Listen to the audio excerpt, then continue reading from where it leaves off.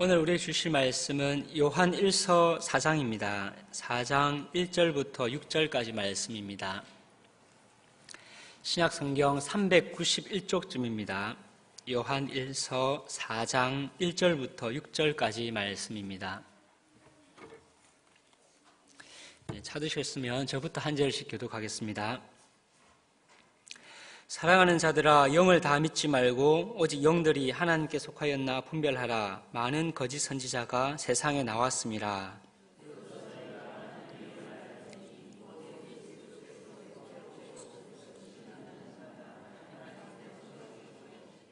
예수를 시인하지 아니하는 영마다 하나님께 속한 것이 아니니 이것이 곧 적 그리스도의 영이니라. 오리라 한 말을 너희가 들었거니와 지금 벌써 세상에 있느니라.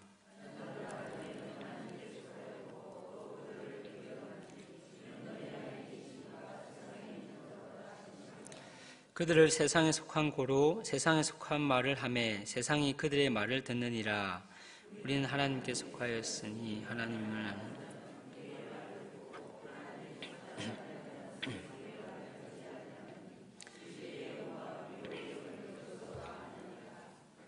아멘. 오늘 본문 앞뒤에는 사랑이라는 큰 주제가 앞뒤로 흐르고 있습니다. 그런데 오늘 본문의 내용은 하나님께 속하였는지 분별하라는 내용입니다. 이는 그 앞뒤의 그 전체 흐름에서 조금 벗어나 보이는 내용인 것 같습니다. 그러나 오늘 본문의 이 내용은 그 형제 사랑, 즉 참된 사랑의 교제를 가지는 데 있어서 오늘 본문의 내용이 얼마나 매우 중요한 내용이다라는 것을 우리가 좀 기억할 필요가 있습니다. 이에 대해서 오늘 그 세 가지 주제로 본문을 살펴보겠습니다. 첫째는 그 영들이 하나님께 속하였는지 분별해야 하는 그 이유에 대해서 살펴보겠습니다. 그리고 두 번째로 그 분별하는 데 있어서 그 기준이 무엇인가 하는 것에 대해 살펴보고, 마지막으로 그 하나님께 속한 자들이 그럼 현재 어떠한 상태에 있는지에 대해서 살펴보겠습니다. 먼저 영들이 하나님께 속하였는지 분별해야 하는 그 이유에 대해서 좀 살펴보겠습니다. 1절에서 그 사도 요한은 그 수신자들에게 한 가지 명령을 합니다. 그 명령은 영을 다 믿지 말고 오직 영들이 하나님께 속하였나 분별하라는 명령입니다. 사도 요한은 그 영들이 하나님께 속하였는지 속하지 않았는지 지금 분별하라고 이렇게 시험하라라고 명령을 합니다. 여기에서 분별하라는 한 번만 분별하라는 것이 아니고 계속 분별하라는 의미입니다. 그런데 요한은 왜 이와 같은 명령을 하고 있겠습니까? 그 이유가 1절 후반부에 나옵니다. 분별하라 다음에 왜냐하면이 생략되어 있습니다. 그러므로 요한은 분별해야 하는 이유에 대해서 이렇게 말하는 것입니다. 왜냐하면 거짓 선지자들이 세상에 나왔기 때문이다. 여기 등장하는 이 거짓 선지자들의 정체는 무엇이겠습니까? 그 앞에 기록된 요한 1서 2장 18절과 우리가 19절을 통해서 그 거짓 선지자들의 정체를 알 수가 있습니다. 2장 19절에서 요한은 그들이 우리에게서 나갔으나 우리에게 속하지 아니하였니 라고 했는데, 여기서 말하는 그들은 수신자들이 속한 공동체에서 나간 자들이었습니다. 그리고 18절에서 구체적으로 그들이 바로 적 그리스도이다라고 요한이 말합니다. 그러므로 교회 공동체에서 나가서 그리스도를 대적하는 자들이 오늘 본문에 등장하는 거짓 선지자들입니다. 그들은 1차적으로 영적인 것은 우월한 것이며 육은 열등하고 악한 것으로 이렇게 주장하는 영지주의자들입니다. 그러나 우리는 좀 더 확대하여서 그리스도와 교회를 대적하는 거짓 교사들과 그들의 가르침으로 이렇게 생각할 수도 있습니다. 그러므로 영들을 분별해야 하는 이유는 그리스도와 교회를 대적하는 자들이 세상에 나왔기 때문입니다. 그리고 1절 마지막에 그들이 세상에 나왔음이라는 이 표현이 나오는데, 이 표현은 세상에 그들이 나온 그 일이 이미 완료되어서 현재 영향을 미치고 있는 상태에 있다는 의미입니다. 1절 다시 말하면 현재 그들의 거짓 가르침이 수신자들을 미혹하고 공격하고 있는 그런 상황이다라는 의미입니다. 이처럼 수신자들은 거짓 선지자들의 거짓 가르침에 미혹을 받고 있었습니다. 이 때문에 요한은 영들이 하나님께 속하였는지 아닌지를 계속 그 분별하라라고 그렇게 명령을 하는 것입니다. 여러분, 요한은 그 요한 1서 1장 3절과 4절에서 이렇게 말했습니다. 우리가 보고 들은 바를 너희에게 전함은 너희로 우리와 사귐이 있게 하려 함이니 우리의 사귐임은 아버지와 그의 아들 예수 그리스도와 더불어 누림이라. 여러분, 그 성도들 간의 참된 사귐과 교제는 그 아버지와 그의 아들 예수 그리스도라는 그 공통 분모 위에서만 가능합니다. 교회 안에는 사회적 지위, 경제적인 수준, 그리고 정치적인 입장, 인격적인 성숙의 그 정도에 있어서 서로 그 다른 사람들이 모여 있습니다. 세상에서는 이런 차이가 그 분열을 일으키지만 교회는 이런 차이에도 불구하고 얼마든지 사귐과 교제가 가능합니다. 그러나 단 한 가지 그 신앙 고백하는 바가 그 다르면 개인 간의 그런 친목은 가능할지 몰라도 성경에서 말하는 참된 사귐과 교제는 불가능합니다. 연민의 마음으로 안타까운 마음으로 한 방향으로 이루어지는 구제는 교회 안에서 가능할지 몰라도 양방 간에 이루어지는 그런 참된 형제 사랑과 교제는 불가능합니다. 성령의 교통하심으로 말미암는 참된 사귐과 교제는 같은 신앙 고백 위에서만 가능합니다. 같은 신앙 고백 위에서 이루어지지 않는 것은 교제가 아닙니다. 그런데 저와 여러분은 거짓 교사들과 그들의 거짓 교리의 미혹에 노출되어 있습니다.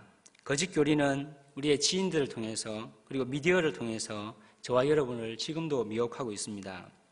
이런 가운데 같은 신앙 고백이라는 공통 분모 위에서 성도의 교제를 나누기 위해서는 그 분모에 대한 그 분별력이 필요합니다. 몇 달 전에 주일학교에서 있었던 일입니다. 초등부에서 있었던 일입니다. 그 북핵의 위협으로 그 남북이 긴장 관계 있을 때 어느 주일 초등부 아이들이 그 몇 월 며칠에 그 전쟁이 난다고 하면서 아우성을 부린 적이 있었습니다. 근데 그 친구들이 이야기하는 그 날짜를 가만히 들어보니까 이미 이틀이 그 지난 후였습니다. 그날이 이미 지났음에도 불구하고 아이들이 그런 이야기를 어디서 듣고 아우성이었습니다. 이런 정보들은 저와 여러분이 자주 그 문자를 통해서 SNS를 통해서 접하고 있습니다. 그런데 이런 정보들의 그 출처를 한번 확인한 적이 있었는데 대부분이 그 신사도 운동가들이 보낸 정보들이었습니다. 그들은 자신들이 사도라고 이야기하면서 지금도 하나님의 계시를 직접 받는다라고 주장을 합니다. 그러면서 자기가 받은 것이 하나님으로부터 받은 계시다라고 하면서 성도들을 그렇게 미혹을 합니다.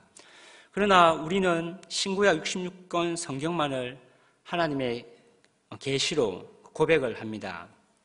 그러면 여러분, 이런 거짓 가르침을 우리는 분별해내야 됩니다. 그게 미혹되어서는 안 되는 것입니다. 그 가르침들은 절대 우리의 그 고백에 근거한 가르침이 아닙니다. 왜냐하면 이런 가르침에 미혹되는 것은 단지 개인의 문제만이 아니기 때문입니다. 나 개인이 그 잘못된 가르침에 빠지는 것만의 문제가 아니기 때문입니다. 이 잘못된 가르침에 미혹되는 것은 결국은 교회 공동체의 참된 사귐과 교제를 깨트리는 일이기 때문에 우리가 경계를 해야 되는 것입니다.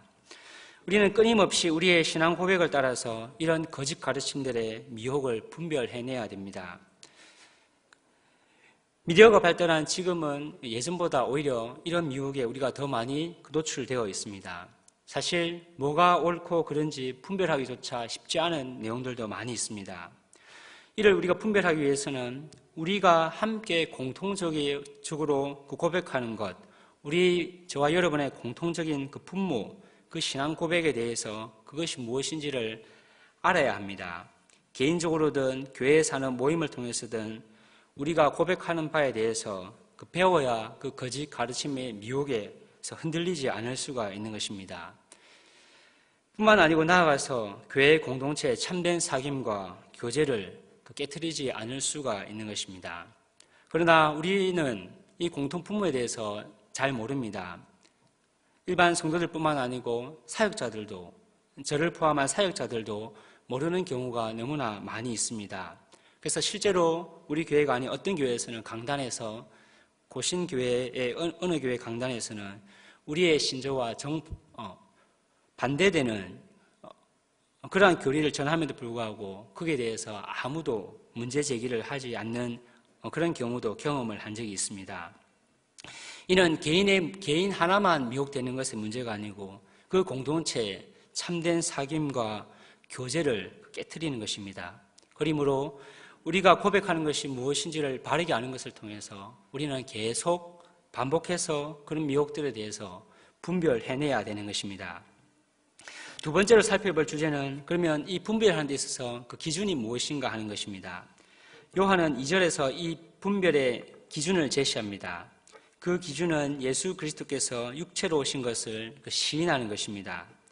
이것으로 너희가 하나님의 영을 안다라고 요한은 말합니다.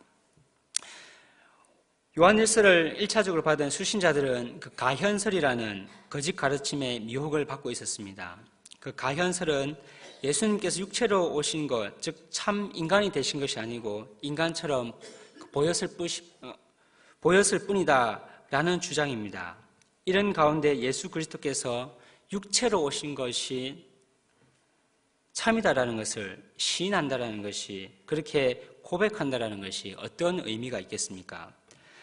여기서 오신이라는 표현은 예수님께서 육체로 오신 것이 이미 일어나서 현재 완료된 상태이다라는 의미입니다. 그래서 예수께서 육체로 오신 것이 현재 수신자들에게, 저와 여러분에게 영향을 미친다라는 의미입니다. 그러므로 예수님께서 육체로 오신 것을 지금 시인하는 것, 고백한다는 것은 그 현재의 그 삶에, 현재의 삶을 그 고백에 결부시킨다라는 의미입니다. 단지 언어적인 행위로 끝나는 것이 아니고 그 고백에 우리의 삶을 결부시키는 것을 시인하고 고백한다라는 의미입니다. 예수님께서는 육체로 오신, 즉 성육신하심으로 우리와 똑같이 시험을 받으셨습니다. 그리하여 우리의 연약함을 체휼하셨습니다. 그리고 우리의 죄를 속하기 위하여 화목제물이 되셨고 하나님의 모든 진노를 받으셨습니다. 예수님께서 육체로 오신 것을 부인하는 자들은 공동체의 그 분열을 조장했습니다.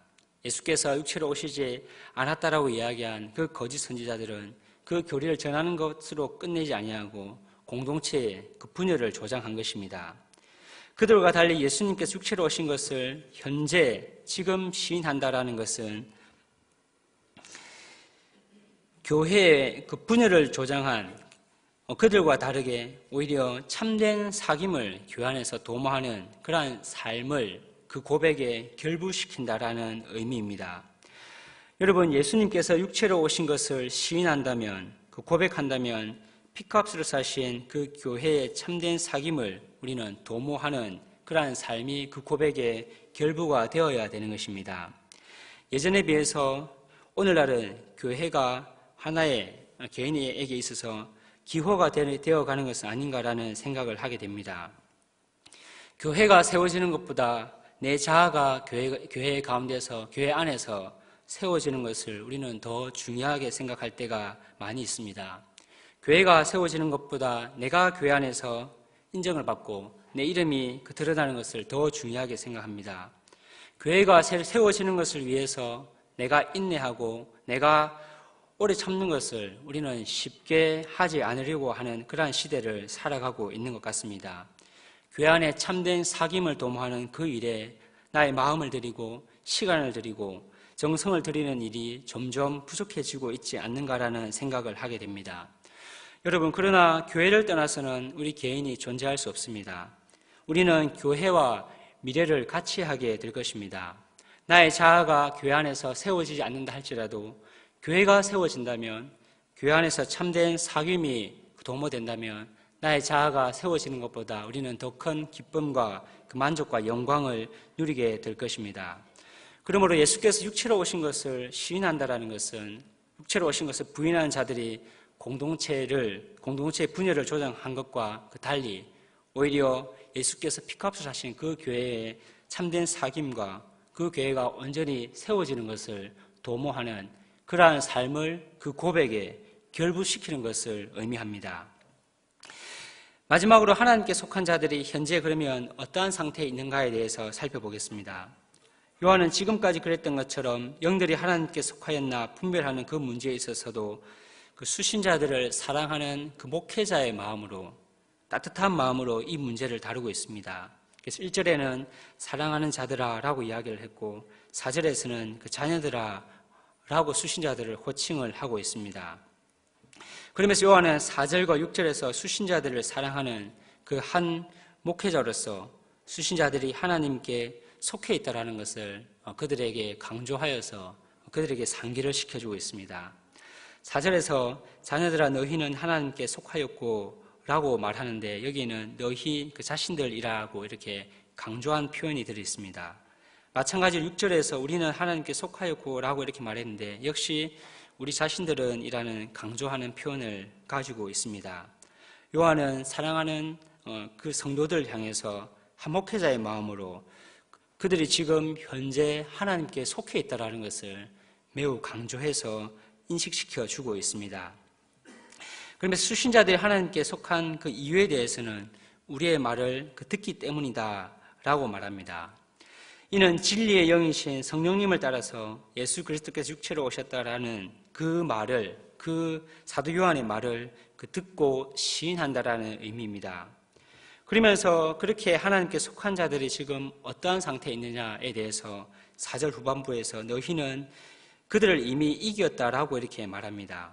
여기서 이겼다라는 표현은 이미 그 대적자들에 대해서 승리했을 뿐만 아니고 지금도 그 승리가 상황이 어떠하든 그 승리가 해당된다라는 의미입니다. 그런데 이 승리는 어떻게 가능했습니까? 이는 너희 안에 계신 즉 그리스도께서 세상에 있는 자들, 그 대적자들보다 크시기 때문에 가능했다라고 사도 요한이 말합니다. 여러분, 예수님께서 육체로 오신 것을 시인하는 저와 여러분은 또한 그 하나님께 속한 자들입니다. 그리고 저와 여러분은 그리스도와 교회를 대적하는 자들에 대해서 이미 승리하였고 지금도 그 승리가 해당하는 자들입니다. 우리가 하는 그 고백, 예수께서 육체로 오셨다라는 그 고백의 삶을 결부시키는 것, 그래야 해서 교회의 하나됨을 도모하는 것, 참된 사귐을 도모하는 것, 그 일에는 많은 그 도전이 따릅니다. 그래서 그 일을 하는 데 있어서 우리는 때로는 지치기도 하고 이렇게 하는 것이 맞나라는 의구심이 들 때도 있습니다. 그러나 그때 우리는 이미 그 도전에 대해서 승리하는 자들이다, 승리한 자들이고 그 승리가 여전히 해당되며 우리를 둘러싸고 있는 상황이 어떠하든 그 승리가 변하지 않는 그러한 자들이다라는 것을 우리가 기억할 필요가 있습니다. 이제 말씀을 맺겠습니다. 참된 사귐과 사랑의 교제가 이루어지기 위해서는 같은 신앙 고백이 있어야 됩니다. 공통 부모 위에서만 우리가 서로에 대해서 참된 형제 사랑과 사귐과 교제가 가능합니다.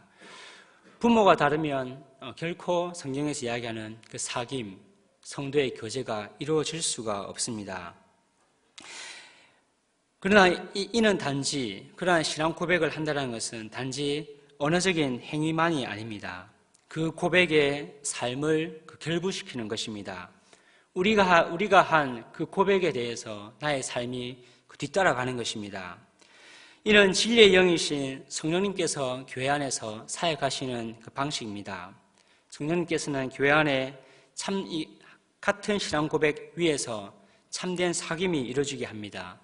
성도의 참된 교제가 이루어지게 하시는 분이 성령님이십니다. 그러므로 여기 계신 모든 성도님들께서 같은 신앙 고백 위에서 이런 참된 사귐을 누림으로 성령 하나님께서 우리 가운데 그 교통하시는 그 은혜를 그 경험함으로 말미암아서 우리 교회가 그리스도의 장성한 분량에 이르기까지 함께 지어져가는 그러한 참된 교회가 되기를 간절히 바랍니다. 우리 시간 주신 말씀을 생각하면서 함께 기도하겠습니다.